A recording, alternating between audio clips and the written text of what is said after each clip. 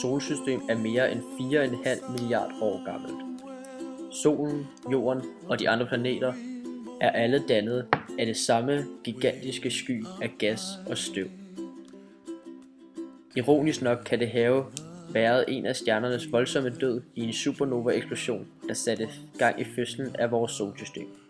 Den kraftige chokbølge fra eksplosionen forstyrrede den skrøbelige ligevægt i skyen og fik den til at trække sig sammen. Det meste af gassen blev presset sammen i midten af skyen, og trykket og temperaturen blev højere og højere, indtil det var så varmt, at brint kunne smelte sammen med helium. Dermed var vores sol født. Rundt om den nyfødte sol samlede resten af gasskyen sig i roterende skive. Alle solsystemets planeter, måner, asteroider og kometer, ja selv vi mennesker, er dannet af støv og gas fra den skive af materiale, som blev til overs ved solens fødsel.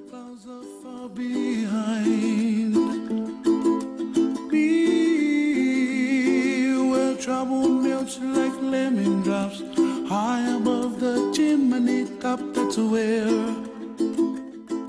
Tyngdekraften fik materialet i skiven til at samle sig i større og større klumper, som til sidst blev til de planeter, som kredser om solen i dag.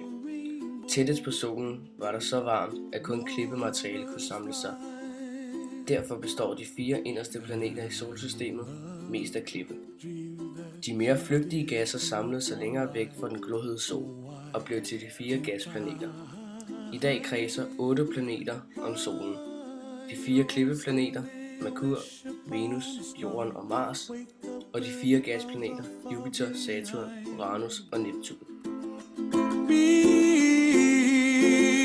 Trouble melts like a lemon drops high above the chimney top, that's where. Merkur, Mars, Venus, Jorden,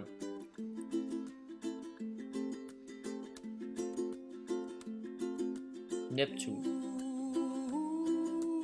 Saturn, Jupiter,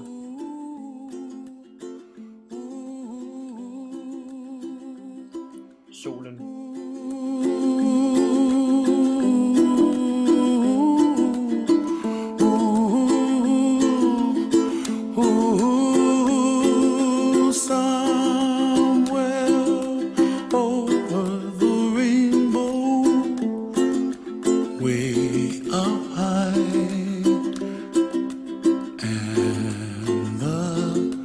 Dreams that you dream of once in a lullaby.